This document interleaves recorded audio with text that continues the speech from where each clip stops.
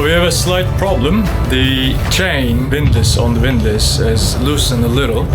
So with every movement of the bow, I can hear the anchor kind of banging against the hull. Me and Chris are going to go up on the bow and fix it, secure it. We are gearing up at the moment. Now what we're gonna do is we're gonna turn the boat downwind to allow for some safety on the bow.